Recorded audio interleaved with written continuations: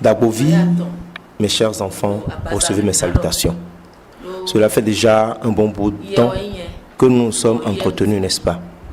Bien évidemment, j'entends par là se voir en chair de façon physique, car vous êtes tous conscients que je suis esprit et donc omniprésent. La mission de Bonhomme fait son petit bonhomme de chemin et je crois qu'à travers vos cheminements avec Dagbo, votre degré de compréhension s'améliore progressivement. Ce sont seuls ceux qui sont hors de la mission et qui ne connaissent pas Dagbo qui ne peuvent pas en témoigner. Mon amour pour ce monde est éternel. J'ai aimé ce monde depuis les origines, depuis vos aïeux, passant par Abraham avec qui j'ai scellé une alliance. Je lui ai promis que sa descendance, dans la foi, sera plus nombreuse que les grains de sable du bord de la mer. Abraham eut une foi profonde en moi. Il m'a aimé et il m'est resté fidèle jusqu'au bout. Je suis resté fidèle à cette alliance que j'ai scellée avec Abraham, depuis Isaac, passant par Jacob jusqu'à ce jour.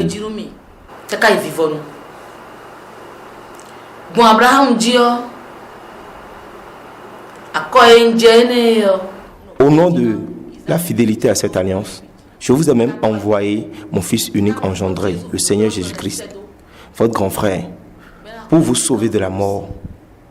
En vérité, je vous le dis, il a obéi à toutes mes recommandations en faisant ma volonté au point où il a vaincu la mort. Fort malheureusement, le monde est demeuré tel qu'il est.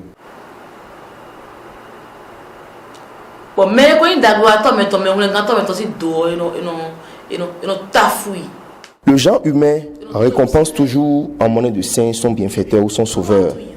Il lui fait tort, il le rejette, car il y a un seul être qui fouvoie ce monde. Son nom est le démon Satan Belzéboul. Belzéboul.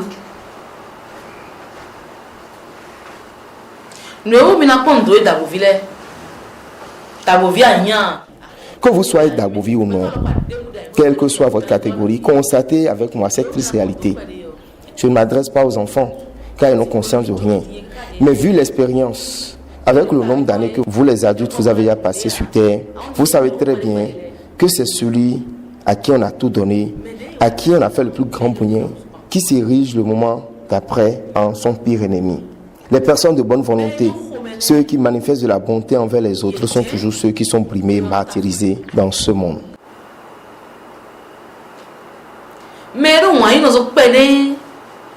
Les personnes qui ont un peu d'amour pour leur prochain, ceux qui ont un peu de gentillesse en eux, ceux qui sont quelque peu généreux sont toujours persécutés. La sorcellerie s'attaque à eux et détruit tous leurs biens. Leurs proches et intimes amis les jalousent. La jalousie s'amplifie et laisse place aux persécutions et aux martyrs. Ainsi va le monde.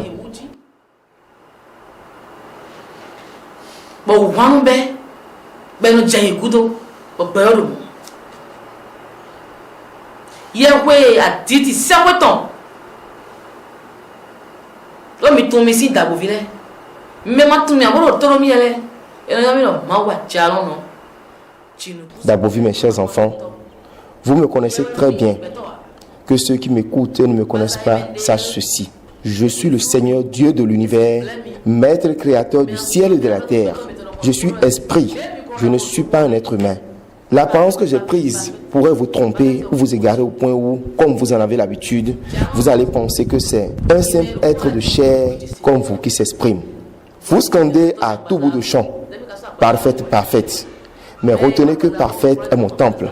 C'est la voix de l'Éternel Dieu que vous entendez en ce moment. Une fois que j'aurai fini, je laisserai ce temple. Mais vous ne le verrez plus. Seuls ceux qui habitent avec le temple le verront. Ceci n'est qu'une parenthèse. Cher Dagbovi, considérez ce puissant archange particulier que j'aimais par-dessus toute chose au paradis et qu'on appelait Lucifer à l'époque. Lucifer signifie lumière, car c'est de moi qu'il est sorti. Moi-même, on m'appelle lumière et en ma présence, les ténèbres disparaissent. C'est lui, le tout premier archange, le plus puissant que j'ai créé. Et j'ai décidé de lui donner mon nom afin qu'il soit un autre moi-même.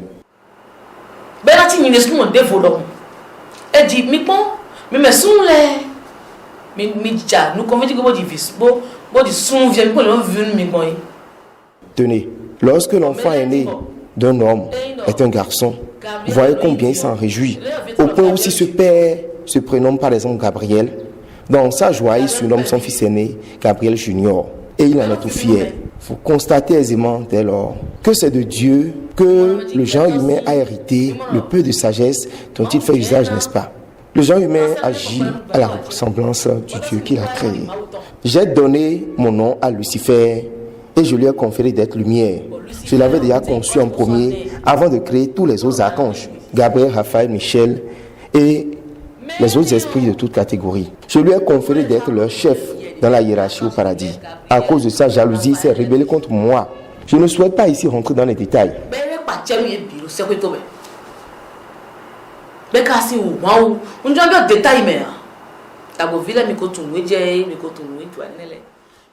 Tous les Dabovi maîtrisent très bien ce qui s'est passé. Quand bien même vous n'êtes pas Dabovi, vous lisez un peu la Bible, vous auriez compris certaines choses, même si ce n'est pas l'intégralité des faits. À cause de la jalousie, celui-là s'est retourné contre moi, son créateur, lui à qui j'ai tout donné. Il ne manquait de rien, pourtant il s'est rébellé. Lorsque celui qu'on aime plus que tout et en qui on a placé toute sa confiance, on vient à vous trahir, on se fâche très sérieusement, n'est-ce pas? Chers parents, lorsque vos enfants vous offensent, il arrive que vous prononciez dans un excès de colère, tu verras, ton enfant te rendra l'appareil. C'est une malédiction du genre que j'ai prononcée à son encontre. Et toutes les merveilleuses grâces dont il s'enorgueillissait se sont transformées en mauvaises choses. C'est dans cet état qu'il est rentré dans le monde pour s'en accaparer. C'est moi qui lui ai concédé ces merveilleuses grâces, n'est-ce pas? Lorsque par exemple un enfant se soulève contre son père en lançant contre lui des attaques, il peut le maudire en disant « La vie te le fera payer ». N'est-ce pas le même père qui à la naissance de son fils avait prononcé sa bénédiction sur lui en disant « Mon enfant, la vie ne sera que bonheur pour toi ». Et effectivement, l'enfant ne connaît que le bonheur jusqu'alors qu'il a ensuite maudit face à ses manquements en disant « La vie te le fera payer ». Les parents tiennent parfois de tels propos sous le coup de la colère à des moments donnés. Dès cet instant, la vie de cet enfant peut être fourvoyée à tout jamais. Cela signifie donc que la grâce de l'autorité parentale est puissante. C'est pourquoi, dans les 10 commandements donnés à Moïse, je lui ai recommandé. Dis-leur, dis aux fils d'Israël, tu respecteras ton père et ta mère pour que la grâce divine abonde dans ta vie. À ceux à qui il a été donné la grâce de procréer, ceux dont l'union donnera pour fruit une âme nouvelle, à ceux-là, on a également conféré la grâce de l'autorité parentale par laquelle s'accomplissent toutes leurs paroles prononcées sur leur progéniture. Or, c'est moi qui suis la source de toute grâce. Donc, je suis la grâce même de l'autorité parentale. Voilà que cette puissante grâce de l'autorité parentale a maudit Lucifer. Comprenez donc que sa vie et ses manifestations ne peuvent qu'être obscurité. C'est ainsi qu'il s'est libéré. Voici que le genre humain est constitué de chair, d'esprit et d'âme. À quoi est-ce qu'il faut alors s'attaquer en vous pour pouvoir vous dévier et par ce biais vaincre votre Créateur dans la guerre qu'on lui a déclarée? On ne peut que s'en prendre à votre corps. N'est-ce pas par la chair qu'on a pu atteindre Ève à travers la nourriture en la tenant par le ventre? Satan lui a dit, cueille et mange-en. Dieu est en train de bluffer, car il sait très bien que lorsque tu mangeras de ce fruit, tu deviendras libre. L'homme n'a d'autres ambitions que de se libérer de son Créateur afin d'être libre de jouir à plein temps du plaisir de la chair. Lucifer, qui est devenu Belzéboul, vous connaît depuis les origines, puisqu'il a demeuré avec Dieu au paradis. Il connaît très bien ce qui peut affaiblir le corps et arriérer l'âme. Il sait qu'on ne peut s'en prendre à l'esprit et triompher. Il sait qu'il faut s'attaquer à la chair qui finit par fléchir en arriérant l'esprit.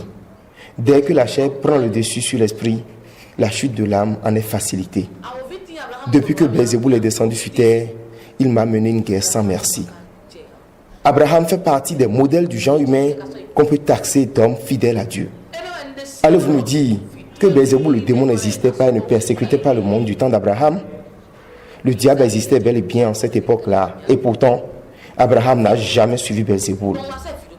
Il m'est resté fidèle jusqu'à son départ de ce monde. C'est tenant compte de cela que je me suis engagé à faire de sa descendance dans la foi une descendance plus nombreuse que les grains de sable au bord de la mer. Je suis en train d'honorer ma promesse depuis Isaac, passant par Jacob jusqu'à ce jour. J'ai même envoyé mon fils unique. De jour en jour, Belzéboul progresse dans la destruction de ce monde, conscient que si cette fidélité d'Abraham perdurait dans le temps et les générations passant par celle d'Isaac, de Jacob à David et à travers les siècles sans fin, je vaincrai sur la guerre qu'il m'a déclarée. Or, celui qui vous jalouse cherche toujours les voies et moyens pour vous atteindre, pour prendre ce qui ne lui appartient pas et que vous détenez en votre possession. Dans sa quête, il s'est dit qu'il fallait rompre la chaîne de cette fidélité à un niveau donné pour m'empêcher de réaliser pleinement mon plan sur la création. Sinon, ce serait terrible pour lui. Depuis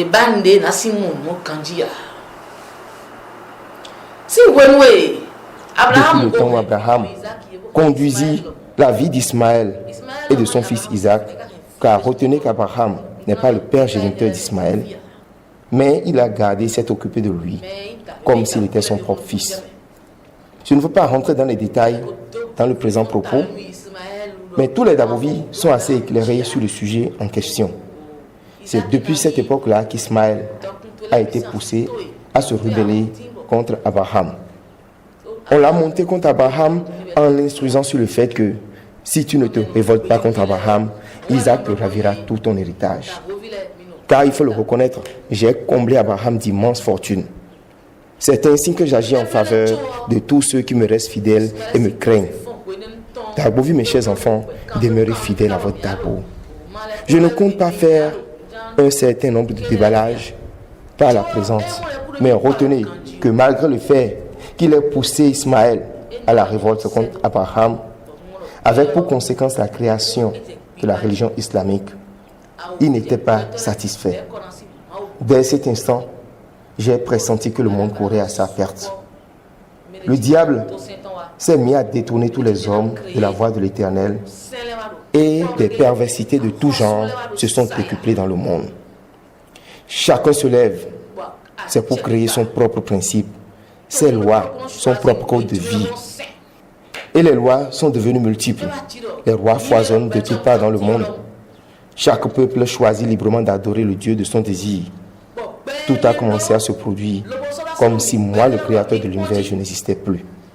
Ce monde, je l'ai créé de mes propres mains et je vous l'ai légué en gestion déléguée. À vous les êtres humains, vous nommant de ce fait Beto, ce qui signifie littéralement en anglophone possesseur du monde. Vous les humains n'avez aucune idée de l'incommensurable amour que je vous manifeste. En réalité, ce n'est pas vous les propriétaires de ce monde.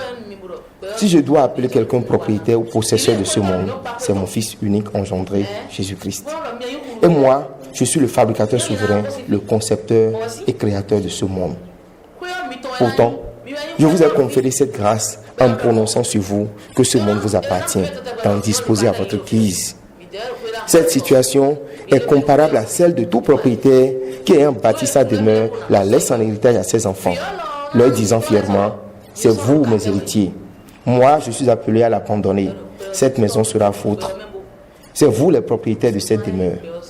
Bien souvent, on dit à ses enfants, « Moi, je ne suis qu'un simple locataire dans cette maison. » Vous êtes les futurs propriétaires, prenez-en bien soin, car on sait qu'on ne vivra pas éternellement.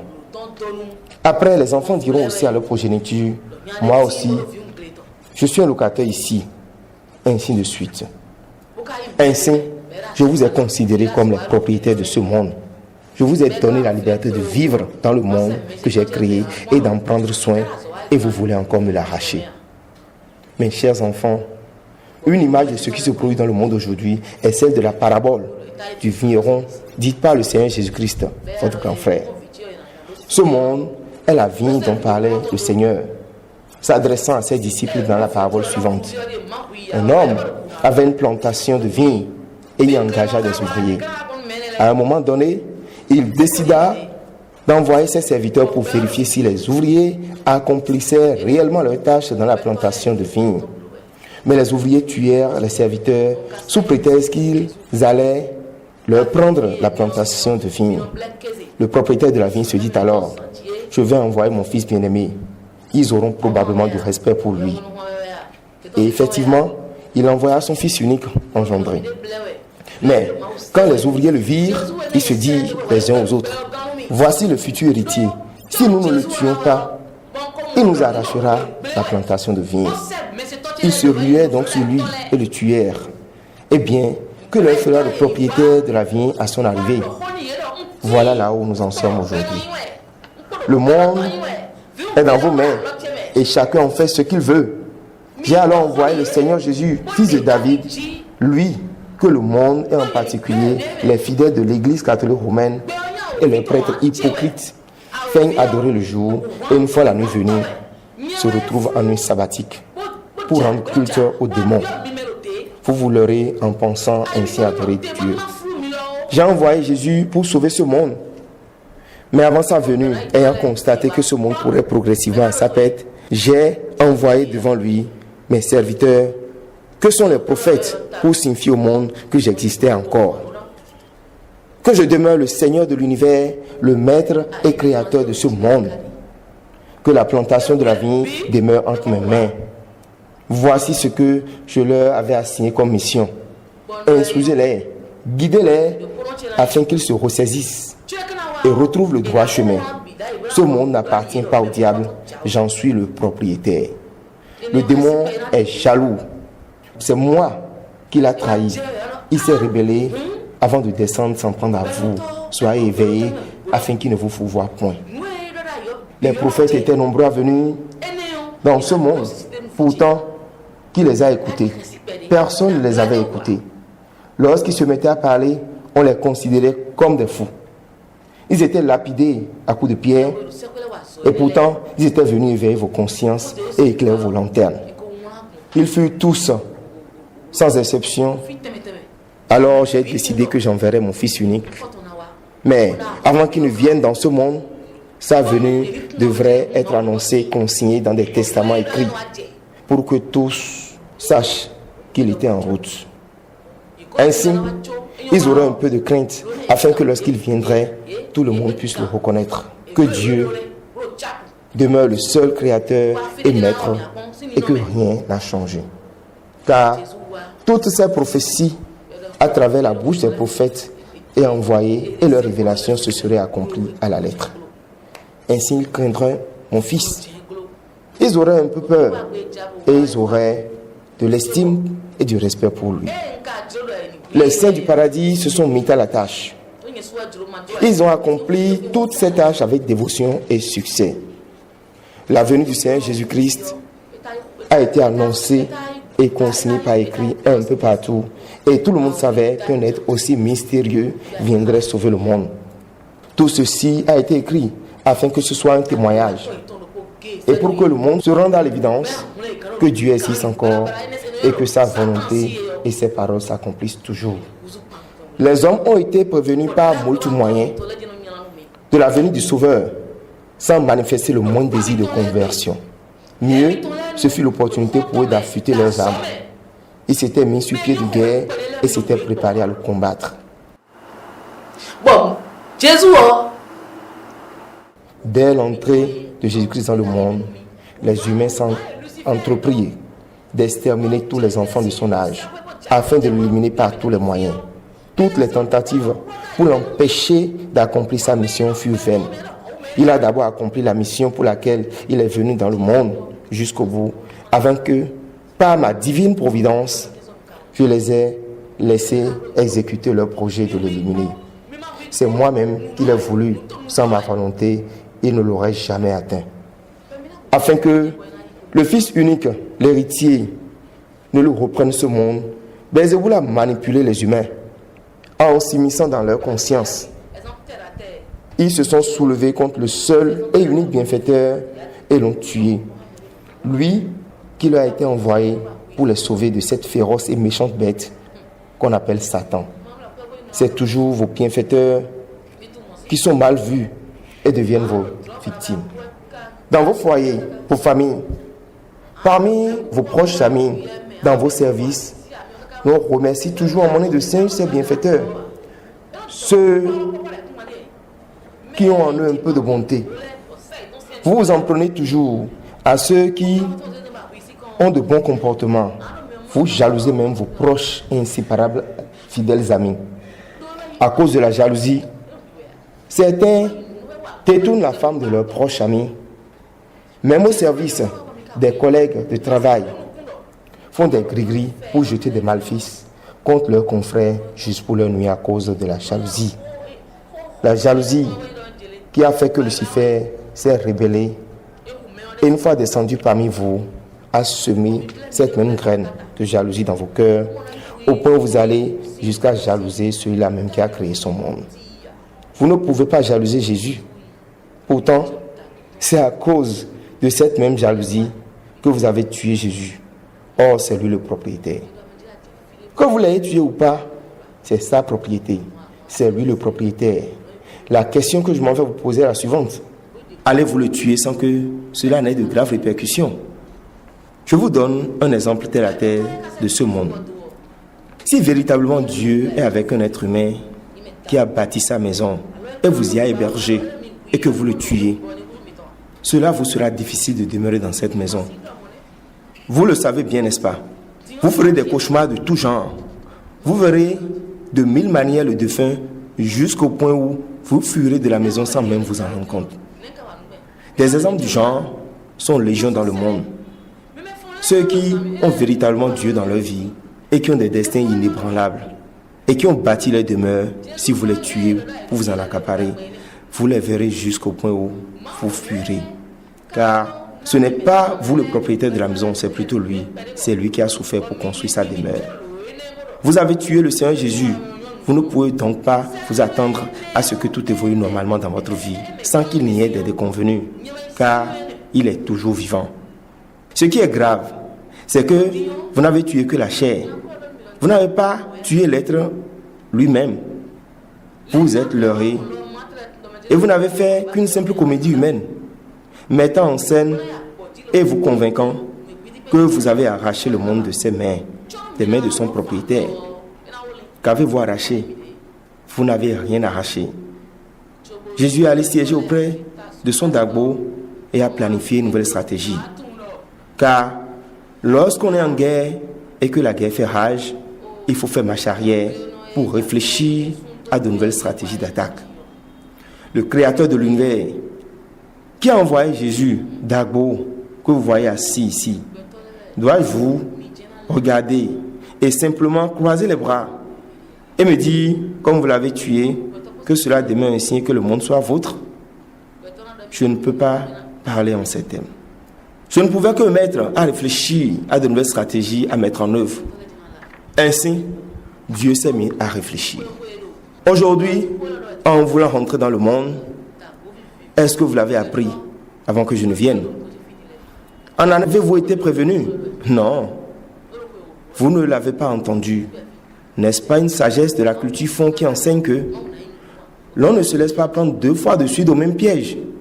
Ou autrement, l'on apprend de ses erreurs. Les fonds le disent si bien. Du temps où l'on vous a prévenu de la venue du Seigneur Jésus, nous savons tous comment cela s'est terminé. Le Dieu qui a conféré un peu de sa sagesse aux gens humains, et en particulier à vous les Dahoméens, qui retenez et appliquez que l'homme apprend de ses erreurs, cette sagesse de laquelle est issue votre intelligence. C'est moi, votre Créateur. Ainsi, vous auriez souhaité que de nouveau, je vous annonce ma venue, n'est-ce pas? Je ne pourrai que faire en sorte que personne ne soit au courant, ni prévenu de ma venue dans ce monde. Ainsi, je pourrai détruire ce que je souhaite détruire. Avant que vous ne vous rendiez compte que je suis là, ce serait déjà trop tard. C'est ce à quoi je m'attelle en ce moment.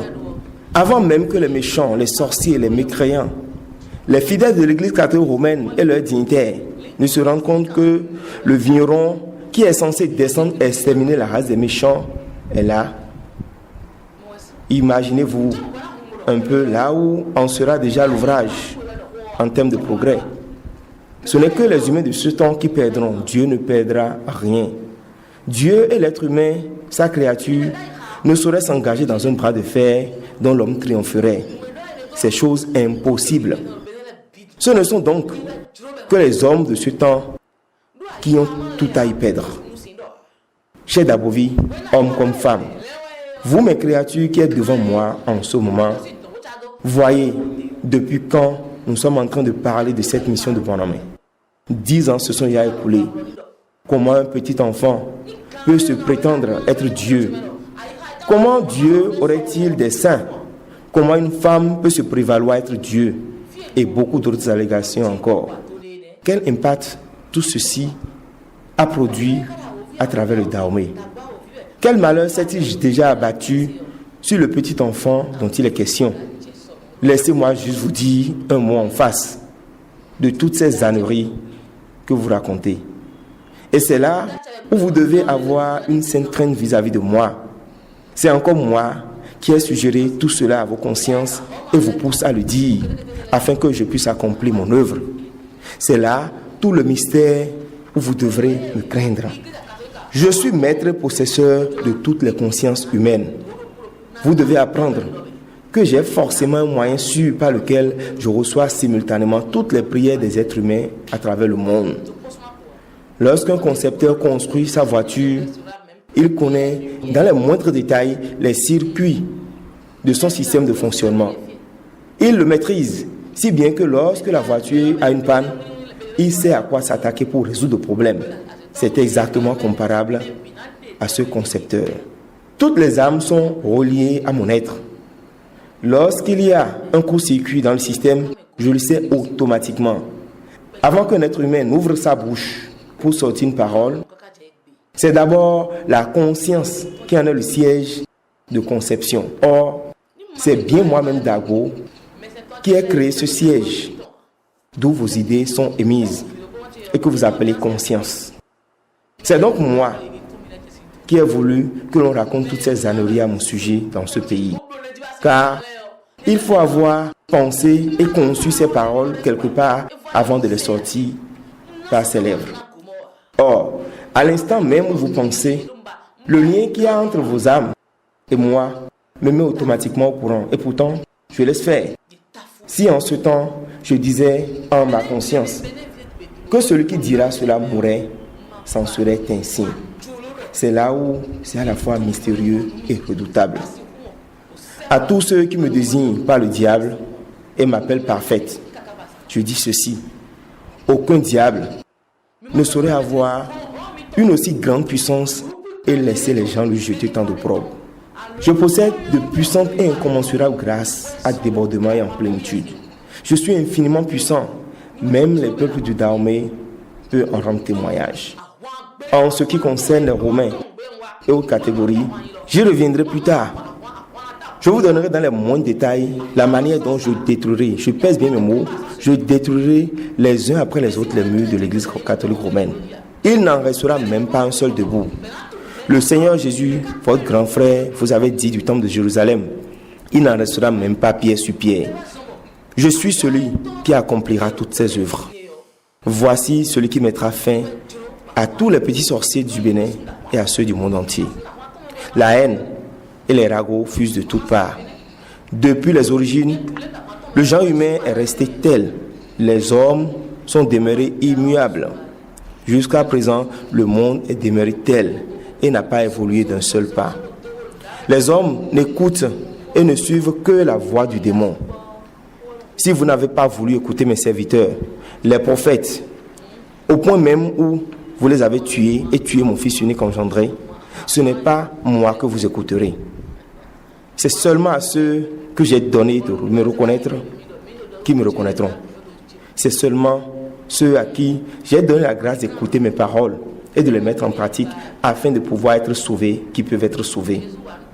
Je n'en ai pas donné la grâce au Pharaon. Vous voyez comment il a fini par périr. Il est mort à tout jamais. Je n'en ai donné la grâce ni à Sodome ni à Gomorrhe. J'ai exterminé des peuples des générations entières, car je n'ai même pas désiré qu'ils survivent, car ils m'ont méprisé et bafoué, moi leur créateur. Si je ne désire pas qu'un béninois me reconnaisse, et même afin de pouvoir rentrer dans mon paradis, il ne le pourra pas. Il ne fera que raconter des blasphèmes jusqu'à l'avènement des 3 jours de tribulation. Ne croyez pas un seul instant que c'est de votre propre force ou de votre propre capacité, ou mieux, c'est la volonté ou le fait d'être un bon orateur béninois qui fait qu'on m'a déclaré la guerre. C'est plutôt moi-même qui ai voulu qu'on me déclare la guerre, car je suis venu déclarer la guerre et livrer un combat farouche. Il est donc normal qu'on me déclare la guerre en retour.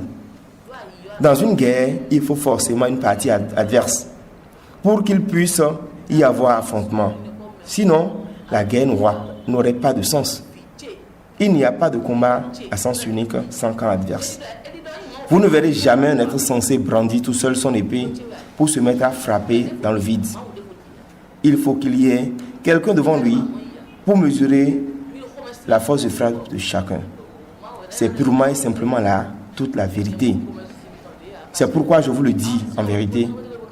C'est moi-même qui ai voulu qu'on me déclare la guerre ici au Bénin. Je ne saurais déclarer la guerre aux gens et souhaiter qu'en retour on ne me déclare pas la guerre. Sinon, ce ne serait pas une vraie guerre. Moi, je sais comment je suis en train de déclarer la guerre aux gens, même si cela ne vous est pas sensiblement accessible. Je suis Dieu, le sous-marin qui agit en sourdine. Lorsque la dose de feu calcinateur atteint son seuil critique, les cris de détresse fusent de toutes parts. On dit souvent que lorsque la misère atteint son seuil culminant, les plaintes fusent de partout. Donc, la guerre ne peut que progresser. Vous relayerez toujours ce que j'aurais mis dans vos consciences. Et je vous aurais ordonné de dire afin que le combat progresse. Ne voyez-vous pas que je les ai conduits à la perdition? Jésus leur a accordé tous les bienfaits et pourtant, ils ont demandé qu'on le tue. C'est quelqu'un qui leur a ordonné de dire de le tuer, car il ne s'était pas rendu digne d'être sauvé dans l'amour du Christ. Donc, à cet instant précis, il devait dire de tuer Jésus, leur unique bienfaiteur, afin que l'on retienne cela contre eux, qu'ils en soient plus tard condamnés. Je suis la source de toute sagesse et j'ai accordé une petite parcelle de cette sagesse à tous les hommes venant dans le monde. Aussi, j'ai accordé à chacun la faculté psychique qui lui permet de raisonner. Lorsqu'on annonce à un homme que Dieu, le créateur de l'univers, a pris chair et œuvre à Panama, la jugeote recommande de dire « J'irai voir ce qui se passe à Panama ». Est-ce vrai ou faux que Dieu a pris chair? Telle devrait être la logique qui doit guider le raisonnement de tout être humain.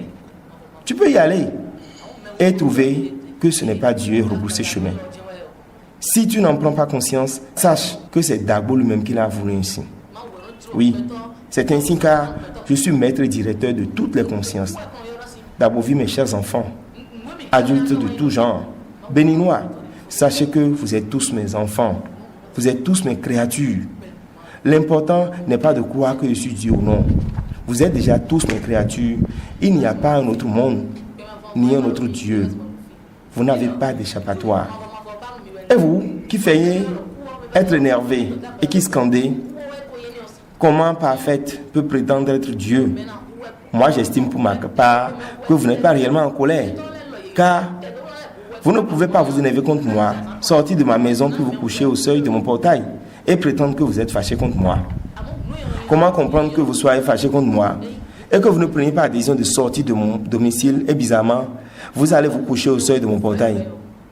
Si vous étiez réellement fâché contre moi, il y a longtemps que vous auriez abandonné mon monde et vous vous seriez retrouvé dans un monde autre que ce qui m'appartient. Si vraiment le fait qu'un homme ait dit qu'il est Dieu vous choque autant et vous fâche jusqu'à ce point, vous seriez déjà arrangé pour vous retrouver dans un monde autre, où vous n'aurez pas supporté d'entendre ce son de cloche. Telle doit être normalement votre réaction. Vous vivez dans mon monde que j'ai créé, vous vivez sur la terre que j'ai faite. Vous respirez mon air et vous osez me critiquer arrogamment. Vous faites l'important, l'intellectuel, et même de loin, vous arrivez à diagnostiquer ce qui se passe à mon âme. Cessez de vous leurrer. C'est bien regrettable que tout le monde ne puisse pas être sauvé. Vous répétez inutilement quel Dieu tue, quel Dieu menace de mort. Celui qui est mort par accident, n'est-ce pas moi qui l'ai tué? C'est moi qui ai voulu qu'il meure. L'avez-vous oublié? Le bébé qui vient à peine de naître et qui rend l'âme dès les premiers cris. N'est-ce pas moi qui ai donné, qui ai repris sa vie? Quel tort m'a-t-il causé? A-t-il déjà connu un péché? Quand bien même j'ai permis qu'il meure, ce souffle que j'ai retiré automatiquement ne m'appartient-il pas? Retenez donc une fois pour toutes que Dieu tue bel et bien. Comment celui qui a créé la vie et la mort ne tuerait-il point? C'est ceux dont il désire la mort qui meurent. L'armée de Pharaon d'Égypte n'a-t-elle pas été décimée? Comment pour prétendre que Dieu ne tue pas? Dieu tue. C'est l'amour de Dieu qui ne veut pas que l'homme meure pour toujours. Mais s'il ne s'agit que de la mort dont vous parlez, c'est-à-dire la séparation de l'âme et du corps, Dieu le fait. C'est Dieu qui permet l'arrêt du souffle de vie chez l'homme. Vous les humains désignez cela par la mort. Ce que vous pouvez dire est ceci: Dieu ne souhaite qu'aucun de ses enfants périsse et aille en enfer. Dieu veut que tous les hommes aient la vie éternelle, c'est tout. C'est parce que je vous veux dans la vie éternelle que j'ai pris cher. Si je vous souhaite la mort éternelle, je n'aurais jamais pris cher. Vous croyez que c'est la séparation de l'âme et du corps qui est la mort? Non, ce n'est pas cela la mort. Si l'on s'en tient à cela, je tue tous les jours. Je tue les hommes tous les jours. Je tue les sorciers à chaque instant. J'en tue tous les jours. J'en tuerai jusqu'aux 3 jours de tribulation et j'en tuerai indéfiniment s'il le faut. Ce que j'appelle mort, ce n'est pas la séparation de l'âme du corps. Non, je ne souhaite pas la mort éternelle. La véritable mort, je ne la souhaite à aucune âme, aucune de mes créatures. C'est pourquoi j'ai pris cher. Que désigne-t-on par la mort éternelle? La mort éternelle, la véritable mort, c'est périr en enfer. C'est aller dans les flammes de la géhenne. Je n'ai jamais souhaité cela à aucune de mes créatures. Mais s'il ne s'agit que de cette séparation de l'âme et du corps, je le ferai éternellement, car le monde ploie sous le joug des hommes pervers et des méchants. Si les âmes d'une certaine catégorie d'hommes ne se séparaient pas de leur corps qu'ils habitent, ce serait une vraie catastrophe, car beaucoup d'âmes innocentes font pitié sous leurs méchantes actions. L'âme qui se sépare du corps va-t-elle périr? Périrait-elle en enfer alors qu'elle aurait pu aller dans la vie éternelle? Je n'ai jamais souhaité cela à aucune de mes créatures. C'est pourquoi je suis actuellement dans ce monde rempli de tas d'immondices et vous permettez de jaser à mon endroit. Malgré cela, mon amour pour vous ne s'épuisera jamais. Je suis fidèle à mon peuple puisque vous êtes tous de la race d'Abraham. Je revaudrai éternellement à Abraham sa fidélité et tous ceux qui sont de sa lignée doivent savoir qu'ils peuvent compter sur moi. Moi, j'estime pour ma part que tous les hommes sont descendants d'Abraham. Ceux qui se réclament descendants et patriarches d'Abraham, que ce soit les chrétiens, les musulmans ou les évangélistes, ils ont tous raison. Mon amour ne finira jamais. Mon amour est éternel. Mon amour pour les hommes, pour mes créatures, est éternel. Quelle que soit la noirceur de vos péchés que vous auriez commis, quelles que soient les opprobres que vous auriez jetés sur la mission de mon ami, quelle que soit la gravité des actes posés par les Darouvis, quelle que soit la faute commise, que la terre tremble, que le ciel s'effondre, je suis amoureux de mes créatures, j'en suis réellement amoureux. Il n'y a rien qui puisse me séparer de vous. Je combattrai Bézéboul jusqu'au bout. Et si malgré cela, une créature choisit délibérément de mourir éternellement, il mourra. C'est l'enfer qui est considéré ici comme la mort éternelle. Il ne s'agit pas de la séparation de l'âme et du corps. Mais bien aimés, nous allons nous en arrêter là aujourd'hui. J'ai souhaité m'adresser à toutes mes créatures répandues à travers le monde, car les Dabovi ne sont pas mes seules créatures. Nous nous rencontrerons encore à une autre occasion, car même si je consacrais 1 milliard d'années à vous raconter ce que j'ai sur les lèvres, ce que j'ai dans mon fond intérieur, l'histoire de ce monde, je n'en finirai pas.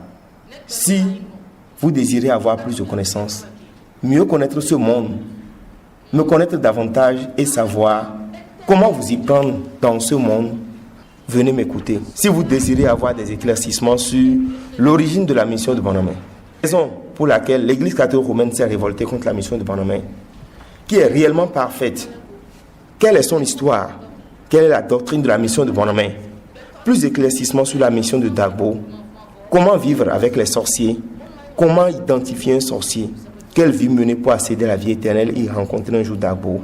Prenez rendez-vous avec cette série d'enseignements qui vient de démarrer. Actuellement, vous ne voyez que mon temple et non moi-même. C'est seulement ma voix que vous entendez. Si je sors brusquement de ce corps, à l'instant même, aucun d'entre vous ne peut s'arrêter devant la caméra. Personne ne peut s'arrêter devant l'écran. Je suis feu, je suis esprit.